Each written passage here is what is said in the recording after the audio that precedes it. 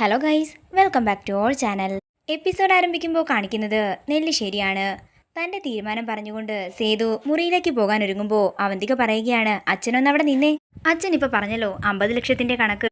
ഇതേപോലെ സച്ചിയും ഒരു 10 ലക്ഷം രൂപ എടുത്തായിരുന്നു. ആ സമയം അച്ഛൻ ഇതൊന്നും അല്ലല്ലോ പറഞ്ഞത്. അതെന്താ രണ്ടുപേർക്കും രണ്ടു തരത്തിലാണോ നീതി? അല്ലെങ്കിലും എനിക്കറിയാം അച്ഛന്റെ മക്കൾക്ക് അച്ഛൻ മുൻഗണന തരുന്നു. ഞാൻ അച്ഛന്റെ ആരുമല്ലല്ലോ, ഒരു വിധവ മാത്രം. പിന്നെ ഞാനെടുത്ത 50 ലക്ഷത്തിന്റെ കണക്ക് അത് ഞാൻ എന്റെ അനിയത്തിയുടെ കല്യാണത്തിന് വേണ്ടിയാണ് എടുത്തത്. അച്ഛൻ സന്ദീപുമായിട്ട് ഇവളുടെ വിവാഹം ഉറപ്പിച്ചപ്പോ ഇവളുടെ ഓരോരോ സ്വപ്നങ്ങൾ കണ്ടപ്പോ ഞാൻ ചെയ്തു പോയതാ അത്. എന്റെ കയ്യിൽ ഒരു ചില്ലി കാശ് പോലും ഇല്ലായിരുന്നു. എന്റെ അനിയത്തിയുടെ വിവാഹത്തിന് വേണ്ടിയാ ഞാൻ ആ കാശെടുത്ത് ചിലവാക്കിയത്. പിന്നെ അച്ഛൻ പറഞ്ഞതുപോലെ 2 ദിവസത്തിനകം ഞാൻ അതെങ്ങനെയെങ്കിലും വെച്ചേക്കാം. മറ്റൊരു കാര്യം കൂടി, അച്ഛൻ എന്നെ കമ്പനിയിലെ എല്ലാ ഉത്തരവാദിത്തങ്ങളിൽ നിന്നും മാറ്റി നിർത്തുകയാണെന്ന് പറഞ്ഞില്ലേ? ഈ അവന്തികയുടെ കയ്യിൽ ഒന്നുമില്ല. അതുകൊണ്ട് ഇവിടുത്തെ സാധാരണ ഒരു സ്റ്റാഫായി ശമ്പളം വാങ്ങുന്ന ഒരു ജോലിക്കാരിയായിട്ട് എന്നെ പരിഗണിക്കണമെന്നും അവന്തിക പറയുന്നു. ഇതൊക്കെ കേട്ട് ഞെട്ടലോടെ നിൽക്കുകയാണ് അർച്ചന. തുടർന്ന് ഒന്നും മിണ്ടാതെ സേതു അവിടെ നിന്ന് പോകുമ്പോൾ അർച്ചനയും പുറത്തേക്ക് ഇറങ്ങി പോകുന്നു. തുടർന്ന് അവന്തിക ചെന്ന് അർച്ചനയോട് പറയുകയാണ്, ഇപ്പോ എന്തായി? നിങ്ങൾ രക്ഷപ്പെട്ടെന്ന് കരുതുന്നുണ്ടോ എന്ന് അർച്ചന ചോദിക്കുമ്പോൾ താൽക്കാലികമായി രക്ഷപ്പെട്ടെന്ന് കരുതുന്നുണ്ടെന്ന് അവന്തിക പറയുന്നു. ഇത് കേൾക്കുന്ന അർച്ചന ദേഷ്യത്തോടെ പറയുകയാണ്, എങ്കിലേ നിങ്ങൾ അങ്ങനെയും കരുതണ്ട. ഇപ്പോ എനിക്കൊന്നും പറയാൻ പറ്റിയില്ലെന്നേ ഉള്ളൂ. ഇന്നല്ലെങ്കിൽ നാളെ ഞാൻ എല്ലാവരോടും എല്ലാ കാര്യങ്ങളും പറഞ്ഞിരിക്കും. ഇനി അത് നിനക്ക് പറയാൻ പറ്റുമെന്ന് തോന്നുന്നുണ്ടോ എന്ന് അർച്ചനയോട് അവന്തിക ചോദിക്കുമ്പോൾ അർച്ചന പറയുകയാണ്, തോന്നുന്നുണ്ട്. ഇപ്പൊ നിങ്ങൾ ഇടയിൽ കയറി വന്ന് സാഹചര്യം മാറ്റിമറിച്ചു. ഇനി നിങ്ങൾക്ക് അങ്ങനെ ഒരു അവസരം ഞാൻ തരില്ല. പറയേണ്ട ഞാനിവിടെയുണ്ട്, കേൾക്കേണ്ടവരും ഇവിടെ തന്നെയുണ്ട്, പ്രതിസ്ഥാനത്തുള്ളവരും ഇവിടെ തന്നെയുണ്ട്. അതുകൊണ്ട് ഇനി ഏത് നിമിഷവും അതിവിടെ സംഭവിക്കാം. ഇനിയും നിങ്ങൾക്ക് ചെയ്യാത്ത കുറ്റമാണെന്ന് പറഞ്ഞ് ഏറ്റുപറഞ്ഞ് പോകാനൊന്നും പറ്റില്ല. എന്റെ അനൂപേട്ടനെ നിങ്ങൾ അപകടപ്പെടുത്താൻ ശ്രമിച്ചില്ലേ? ആ സമയം തൊട്ട് ഞാൻ നിങ്ങളെ നോട്ടമിട്ട് വെച്ചതാ. എന്നെ നിങ്ങൾ എന്ത് ചെയ്താലും ഞാൻ സഹിക്കും. പക്ഷേ എന്റെ കൂടപ്പിറപ്പുകൾക്ക് നേരെയാണ് നിങ്ങളുടെ ആക്രമണമെങ്കിലേ ഞാനത് ഒരിക്കലും സഹിക്കില്ല. നിങ്ങൾ പെട്ടിയെല്ലാം പാക്ക് ചെയ്ത് വെച്ചോ, 2 ദിവസത്തിനകം ഇവിടെ നിന്നിറങ്ങാം. ഇറക്കി വിടും ഈ അർച്ചന എന്ന് പറഞ്ഞ് ദേഷ്യത്തോടെ അർച്ചന അകത്തേക്ക് പോകുമ്പോ ഇതെല്ലാം കേട്ട് ഒരു ഞെട്ടലോടെ നിൽക്കുകയാണ് അവന്തിക. നേരം രാത്രിയാകുന്നു. പിന്നീട് കാണിക്കുന്നത് അവന്തികയും അനഘയുമാണ്.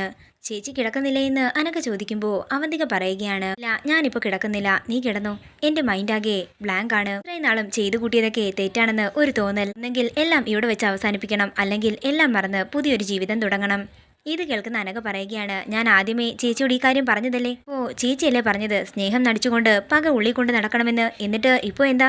നമ്മൾ ചെയ്ത ഓരോ പ്രവൃത്തിയും വെച്ച് നോക്കുകയാണെങ്കിൽ ഇനിയുള്ള കാലം പുണ്യപ്രവൃത്തികൾ ചെയ്താലും അതൊന്നും പൊറുക്കാനാകില്ലെന്നാ എനിക്ക് തോന്നുന്നത്. പക കൊണ്ട് നടന്നിട്ട് നമുക്ക് എന്ത് കിട്ടാനാ? എല്ലായിടത്തും സ്നേഹം മാത്രമേ വിജയിക്കൂ. അർച്ചനയുള്ളിടത്തോളം ഈ കുടുംബത്തെ ആർക്കും ഒന്നും ചെയ്യാൻ സാധിക്കില്ല. ഇനിയും നമ്മളിങ്ങനെ മുന്നോട്ട് പോയാലേ നിലയില്ലാ കയത്തിലോട്ടായിരിക്കും നമ്മൾ വീഴാൻ പോകുന്നത്. പ്രായപൂർത്തിയായ നിന്നെയും കൊണ്ട് എങ്ങോട്ടേക്ക് എന്നൊരു ചോദ്യം എന്നെ വല്ലാതെ അലട്ടുന്നുണ്ട്. കാരണം നിന്റെ ജീവിതം ഇനിയും നശിക്കാൻ പാടില്ല. അതുകൊണ്ട് ചേച്ചിയെല്ലാം ഇവിടെ വെച്ച് നിർത്തുകയാണ്. മനസ്സിലെ പകയെല്ലാം അവസാനിപ്പിച്ച് ഇവിടെയുള്ളവരെ സ്വന്തം എന്ന് കരുതി ഞാൻ ഇനി മുതൽ സ്നേഹിക്കാൻ പോവുകയാണ്. ഇത് കേൾക്കുന്ന അനഘ പറയുകയാണ്, ചേച്ചി പറഞ്ഞതെല്ലാം ഞാൻ ഇന്നേ വരെ അനുസരിച്ചിട്ടേ ഉള്ളൂ, ഇനിയും അനുസരിക്കും. പക്ഷേ ഒരു കണ്ടീഷൻ ഉണ്ടെന്ന് മാത്രം. സന്ദീപിനെ എനിക്ക് കിട്ടണം. അതിന് ചേച്ചിയുടെ സഹായം കിട്ടിയില്ലെങ്കിൽ മറ്റൊരു അവന്തികയായി എനിക്ക് മാറേണ്ടി വരും.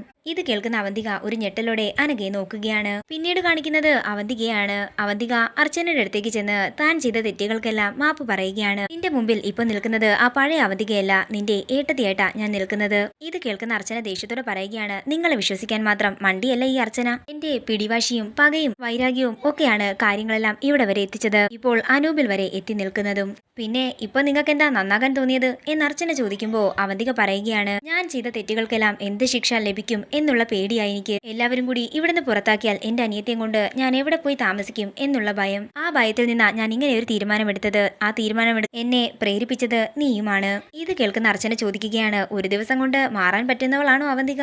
അതെ, ഒരു കാര്യം നടക്കാൻ വാശി കൊണ്ട് അത് അപ്പൊ തന്നെ നടത്തുന്ന വാശിക്കാരിയായ അവന്തിക ആ വാശി ഇവിടെയും പ്രയോഗിക്കുകയാണ്. നീ വേണമെങ്കിൽ വിശ്വസിച്ചാൽ മതിയെന്ന് അവന്തിക പറയുമ്പോൾ അർച്ചന പറയുകയാണ്, എനിക്കറിയാം നിങ്ങൾ ഒരു ദിവസം കണ്ണു നിറച്ചുകൊണ്ട് ഇങ്ങനെ വന്ന് നിൽക്കുമെന്ന്. പറഞ്ഞതൊക്കെ സത്യമാണെങ്കിൽ എനിക്ക് സന്തോഷമുണ്ടെന്ന് അർച്ചന പറയുമ്പോൾ അവന്തിക പറയുകയാണ്, ഞാൻ ചെയ്ത തെറ്റുകളിലെല്ലാം കുറ്റബോധം തോന്നിയ ദിവസമാണിന്ന്. എനിക്കും നിന്നെ പോലെ ഒരു നല്ല മരുമകളായി ഇവിടെ തന്നെ താമസിക്കണം. അത് നീ നിഷേധിക്കരുത്. ഇതെന്റെ കുമ്പസാരമോ ഏറ്റുപറച്ചിലോ ഒന്നുമല്ല, എന്റെ തിരിച്ചറിവാണെന്ന് അവന്തിക പറയുമ്പോൾ ഇതെല്ലാം സന്തോഷത്തോടെ കേട്ട് നിൽക്കുകയാണ് അർച്ചന. തുടർന്ന് ചെയ്ത തെറ്റുകൾക്കെല്ലാം അവന്തിക അർച്ചനയോട് മാപ്പ് പറയുകയാണ്. ഇനി നിനക്ക് എന്ത് വേണമെങ്കിലും തീരുമാനിക്കാമെന്ന് അവന്തിക പറയുമ്പോൾ അർച്ചന പറയുകയാണ്, ഇപ്പൊ ഞാൻ നിങ്ങളെ വിളിക്കും ഏട്ടത്തിയെന്ന്. മുതൽ അവന്തിക ശരിക്കും മത്സരിക്കാൻ പോവുകയാണ്, നല്ലൊരു ഏട്ടത്തിയാകാനും നല്ലൊരു മരുമകളാകാനും. അത്രയും പറഞ്ഞ് അവന്തിക അർച്ചനയെ കെട്ടിപ്പിടിക്കുകയാണ്. ഇതോടുകൂടി ഇന്നത്തെ എപ്പിസോഡ് ഇവിടെ തീരുകയാണ്. വീഡിയോ ഇഷ്ടമായെങ്കിൽ മറക്കാതെ ലൈക്ക് ചെയ്യുക, ഷെയർ ചെയ്യുക, കമന്റ് ചെയ്യുക. കൂടുതൽ സീരിയൽ അപ്ഡേറ്റ്സിനായി മറക്കാതെ സബ്സ്ക്രൈബ് ചെയ്യുക നയൻസ് ക്രിയേഷൻസ്.